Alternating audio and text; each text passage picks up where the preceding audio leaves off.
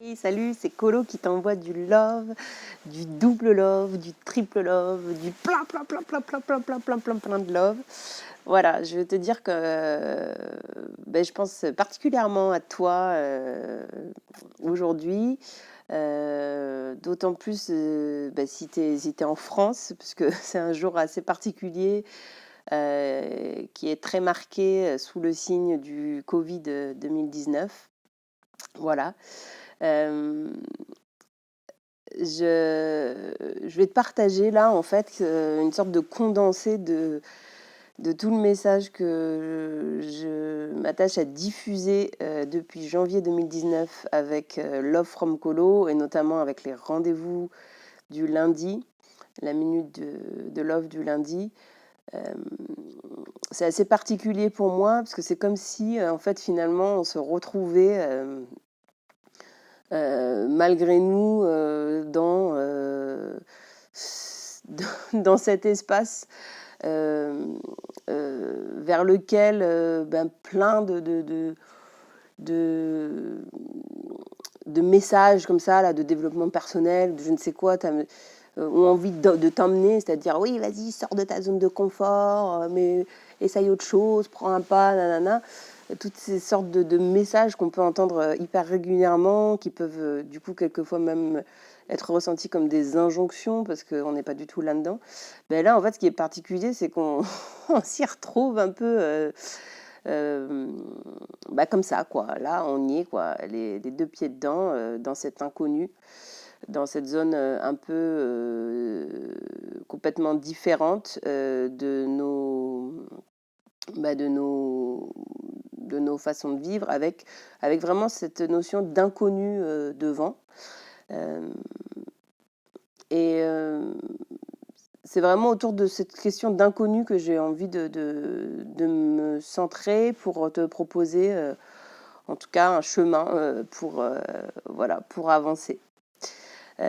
Avant ça, j'aimerais te parler des phases de crise. En fait, ce que ça représente pour moi une phase de crise, qu'elle soit à l'échelle de ta vie, qu'elle soit à l'échelle d'un foyer familial, qu'elle soit à l'échelle d'un pays ou d'un continent, du monde, de la planète.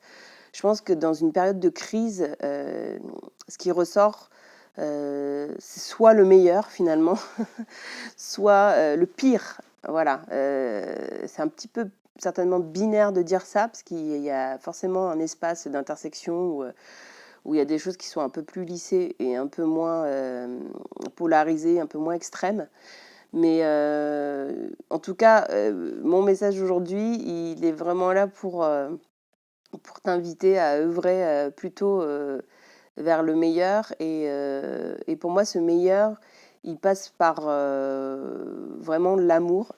Donc, d'ailleurs, c'est pour ça que ça s'appelle Love from Colo. C'est vraiment dans l'idée que moi, j'ai envie de, de diffuser de l'amour sur cette planète. Mais par contre, ce qui me semble hyper important, c'est vraiment de définir ce qu'est l'amour. Donc ça, j'ai fait un post là-dessus, je ne vais pas m'étendre là-dessus ici, mais c'est vraiment pas pour moi l'amour bisounours, l'amour où tout le monde il est beau, il est gentil, et on ne veut voir que la partie magique ou magnifique de chaque personne. Je pense qu'on est tous des personnes multifacettes où on se trimballe tous des zones de grosses ombres, des zones aussi que je qualifierais de merditude profonde, et à la fois des zones où on est brillant, des zones où on est ultra talentueux, des zones où on est ultra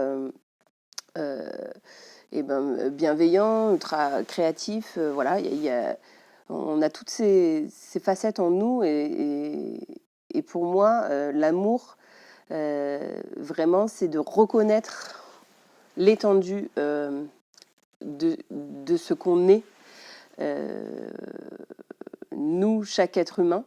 Et avant de reconnaître ce qu'est l'humanité, parce que c'est un job énorme, je pense que c'est vraiment par une reconnexion, enfin reconnaître, une reconnaissance de ce qu'on est nous personnellement, donc chaque individu, qu'on va avancer au fur et à mesure dans notre relation au monde, quoi. C'est-à-dire que plus on reconnaîtra qui on est dans son entièreté, c'est-à-dire dans toute la palette de ce qu'on est, plus on arrivera à être en relation avec d'autres gens dans toute la palette de ce qu'ils sont aussi. Pour sortir un petit peu de ces effets. Alors c'est vrai que moi j'aime pas trop forcément les plus, tous ces superlatifs, là, plus on fait ci, plus on fait ça, etc. C'est pas tant des injonctions, mais c'est quand même, pour moi, là j'ai quand même une vision assez exponentielle de ça, quoi. Au plus on se connaîtra et où on reconnaîtra et on acceptera ce qu'on est dans son ensemble, au plus on arrivera à être en lien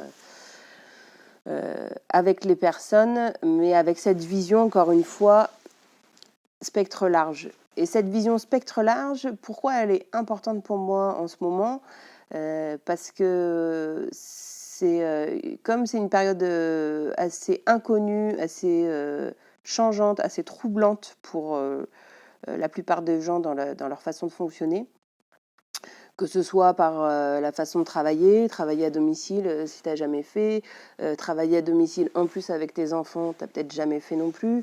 Du coup, soit travailler dans ton entreprise en ayant cette pression, cette épée de Damoclès de qu'est-ce qui va se passer, est-ce que je vais être, il n'y a pas de mesures sanitaires qui sont prises en compte dans mon entreprise, comment je me positionne, etc. En fait, voilà, tu es confronté à tout ça. Et pourquoi pour moi c'est hyper important d'avoir la vision spectre large? Parce que la tendance dans cette situation de tout est nouveau et surtout tout est inconnu, c'est d'incriminer l'autre, quoi. C'est d'incriminer tout le temps le voisin ou de repartir dans le syndrome de c'est pas moi, c'est Murphy, etc. Alors que je pense que justement, là, et c'est ça que j'appellerais un peu plus finalement le meilleur de la crise, c'est que c'est une occasion inouïe de repenser nos modes de fonctionnement, nos modes de relation, nos modes effectivement de solidarité, s'il y en a à penser. Et à mon avis, ce n'est qu'en envisageant l'être humain dans la totalité de son spectre et dans la totalité de ses facettes qu'on pourra avancer. Tant qu'on ne regarde qu'une partie de ce qu'on est, en fait, l'autre partie va toujours se battre pour essayer d'exister. Et l'autre et les autres parties vont toujours essayer de se battre pour essayer d'exister. Et c'est ça qui crée du conflit interne. Ce conflit interne qui finalement, après, laisse de la place à des émotions qui sont très difficiles à gérer parce qu'elles sont trop maintenues, elles sont trop contenues et finalement, cet effet couvercle à un moment qui pète, quoi, parce que c'est la soupape, quoi. C'est... Voilà, et qui du coup complique notre relation aux autres. Voilà, donc c'est un peu un préambule, mais pour moi, c'est pas vraiment un préambule, c'est un point hyper important. Et c'est ma vision, en tout cas, de comment avancer sereinement dans le monde. C'est quand même prioritairement en essayant d'être au clair et d'être non jugeante avec ce que l'on est déjà, nous. Ça prend beaucoup de temps, c'est difficile. Pour ça, je propose un petit exercice qui est assez simple, qui est l'exercice du miroir, quoi, tout simplement de se regarder dans le miroir et de reconnaître, par exemple, ça peut être 2 minutes chaque matin ou 2 minutes le soir, enfin peu importe, mais du coup de se regarder et de voir vraiment,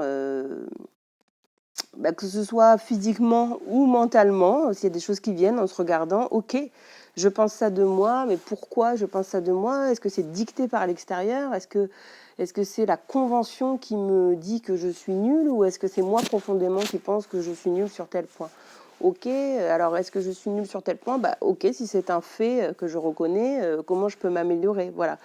Est-ce que, par exemple, ce nez que je déteste, est-ce que c'est la convention qui le dit? Est-ce que c'est par rapport à tout mon passé où j'ai souffert de moqueries ultra violentes que finalement je déteste ce nez en le regardant. Ou est-ce que c'est vraiment moi qui ne l'aime pas? Et si c'est moi qui ne l'aime pas, comment je peux avancer chaque jour pour reconnaître que de toute façon c'est mon nez et je suis comme ça en fait. Voilà, c'est moi en fait. Voilà. Donc je trouve que l'exercice du miroir, ça paraît hyper anodin, mais ça en dit long parce que je pense qu'on va être devant son miroir souvent pour se brosser les dents ou pour, je sais pas, se démaquiller.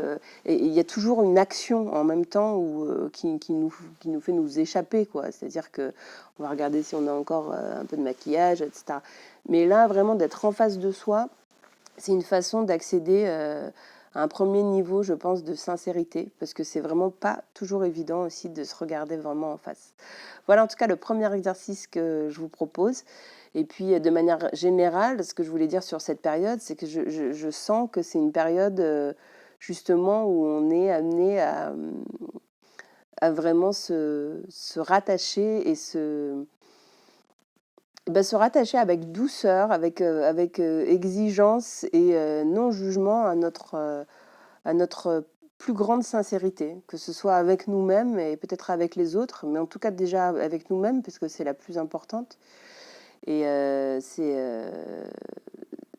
à mon avis comme ça qu'on en sortira grandi et qu'on pourra œuvrer pour de nouvelles formes d'organisation qui nous conviendront mieux,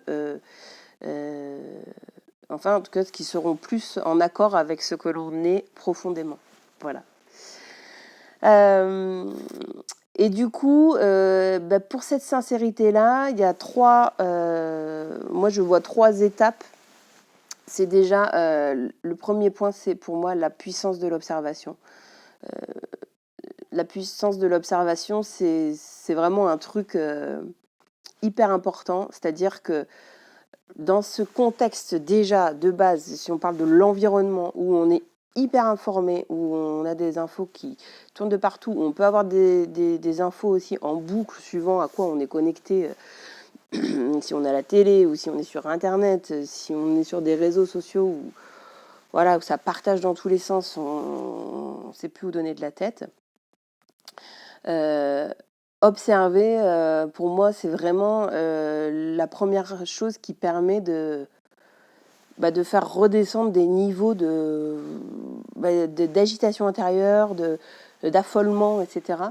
Parce que sinon, ça ne peut que s'alimenter, en fait. Je veux dire, si on est déjà agité intérieurement et qu'en plus, on se met en situation de recevoir comme des vérités tout ce qui nous arrive par article, par vidéo, par appel, par WhatsApp, enfin bon voilà, je cite pas tous les réseaux, mais voilà, c'est juste une façon de faire augmenter le niveau d'agitation intérieure et donc augmenter potentiellement aussi nos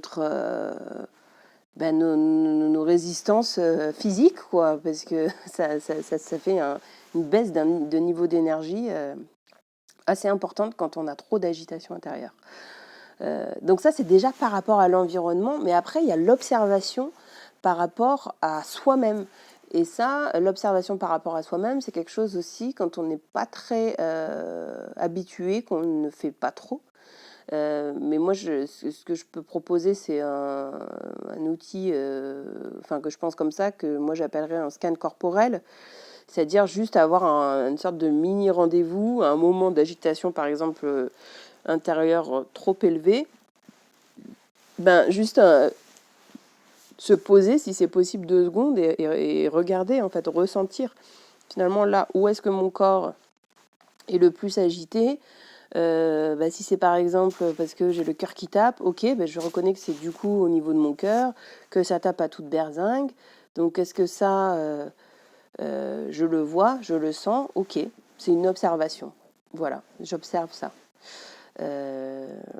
J'observe, par exemple, je peux avoir une douleur au genou droit. Ok, j'observe. Voilà, donc l'observation à plusieurs échelles, vraiment l'échelle de l'environnement quand on n'en peut plus et à l'échelle de soi-même. Le deuxième point, c'est ce que j'appellerais enfin, je pourrais l'appeler la clarté par le fait de nommer. En gros, la clarification. C'est-à-dire comment on arrive à sortir d'une sorte aussi d'imbroglio mental ou d'imbroglio intérieur. C'est aussi quand on arrive à nommer les choses qui tournent en boucle, à nommer les choses qui prennent beaucoup de place et du coup qui prennent aussi beaucoup d'énergie. Parce que finalement, indirectement, tant qu'on nomme pas ces choses, que ce soit verbalement, donc à une personne extérieure, ou que ce soit du coup de manière personnelle sur un carnet, par exemple, donc en écriture, ou que ce soit corporellement aussi, hein, parce que ça peut tout à fait être une manière de nommer son agitation intérieure en faisant des mouvements. Ça peut être passé par la danse, ça peut passer par une simulation de boxe. Enfin, je veux dire, il y a plein de choses où on n'a pas forcément besoin d'être outillé, suroutillé pour ramener de la clarté. Donc ça, c'est le deuxième point. Donc, ramener de la clarté sur ce qu'on a observé et qui nous touche plus particulièrement. Donc si je prends un exemple, par exemple, on a pu, dans le premier point, observer qu'on a hyper peur. Je pense que c'est un... Je sais pas, c'est peut-être une probabilité pas complètement folle en ce moment, vu le climat un peu anxiogène. Ok, t'as peur, t'as observé que t'as peur, mais en fait, t'as peur de quoi? Voilà, donc le deuxième point, la clarification en nommant les choses, c'est tout simplement t'as peur de quoi, en fait? Ok, bah, tu prends ton stylo, tu l'écris. Ou si c'est clair dans ta tête, tu peux le danser, tu danses ta peur, voilà, c'est bon, mais ça sort, tu le nommes, voilà. Tu le dissocies de ce que tu es, en fait, en l'extériorisant. Voilà. Et si on va au troisième point, donc moi, le troisième point, c'est finalement un point qui n'est pas forcément nécessaire, mais qui peut être un aboutissement, c'est le point de l'action. C'est-à-dire, une fois que tu as observé, une fois que tu as nommé, eh ben, peut-être que tu peux agir, peut-être qu'il y a des endroits où tu peux agir pour modifier le cours des choses que tu es en train de vivre et qui ne te convient pas. Donc si on continue l'exemple de la peur, je ne sais pas si tu dis, en fait, j'ai peur du coup de plus avoir assez d'argent dans cette période parce que du coup je perds tous mes contrats. Si je sais pas, tu es auto-entrepreneur ou tu es freelance ou tu es indépendant, du coup tu n'as plus de contrat parce que tout est annulé, tout est voilà. Donc le premier point là au niveau de l'action, c'est de voir, c'est de ramener aussi au présent, c'est-à-dire que dans le présent maintenant même, qu'est-ce que je peux faire par rapport à ça? C'est aussi d'arriver à voir là où sont tes leviers d'action, parce que si tu tournes en boucle une peur ou de toute façon dans la situation actuelle, maintenant tu ne peux rien faire, c'est juste te rajouter encore une couche d'agitation intérieure. Donc ça, c'est hyper important à observer. Donc la question à se poser dans ce troisième point, avant l'action, c'est vraiment de se dire qu'est-ce qui est faisable aujourd'hui par rapport à ce que j'ai observé et nommé. Si j'ai envie de changer quelque chose, qu'est-ce qui est faisable, mais aujourd'hui. Par exemple, si tu n'as pas d'argent, revenir un petit peu au fait, ok, est-ce que là, tu as combien d'argent pour vivre jusqu'à... par exemple, là, on est dans des phases, on parle du 15 avril, prochaine échéance, ok, tu as combien d'argent jusqu'au 15 avril? Si tu n'as vraiment plus d'argent jusqu'au 15 avril et que tu te rends compte que il te reste 5 € sur ton compte, etc., ok, quels sont mes mes ouvertures d'action. Ok, donc là, qu'est-ce que je peux faire maintenant? Donc, est-ce que tu peux mobiliser quelqu'un qui peut te prêter, qui peut te dépanner sur ce mois-ci dans ton entourage? Est-ce que, enfin voilà, je ne veux pas lister tous les, toutes les idées, mais c'est pour te donner un peu l'approche globale que je propose pour arriver à installer quelque chose d'un peu plus naturel pour revenir à soi. Parce que je pense qu'en fait, on est tellement dans des systèmes où la roue tourne, où c'est comme ça avance, ça avance. Enfin, c'est pas la roue, c'est l'engrenage tourne, que on en arrive à être vraiment très éloigné de ce qu'on est.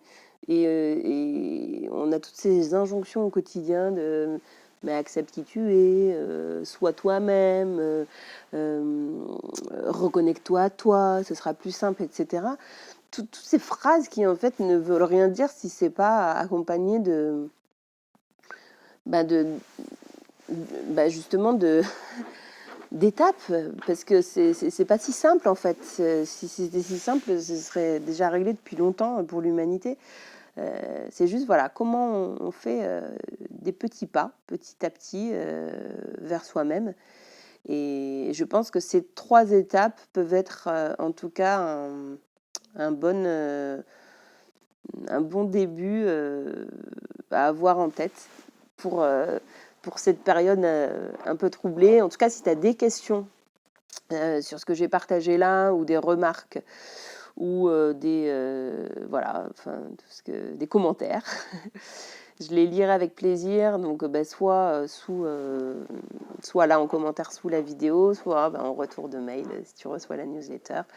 Et en tout cas, je serais ravie d'échanger avec toi aussi pendant toute cette période. Et on reste en contact. Je te dis à la semaine prochaine. Et peut-être que je vais être un peu plus active aussi dans la semaine. Voilà. Je t'embrasse bien fort et je t'envoie tout mon soutien et tout mon amour pour traverser ces moments vers de l'inconnu total. Je t'embrasse.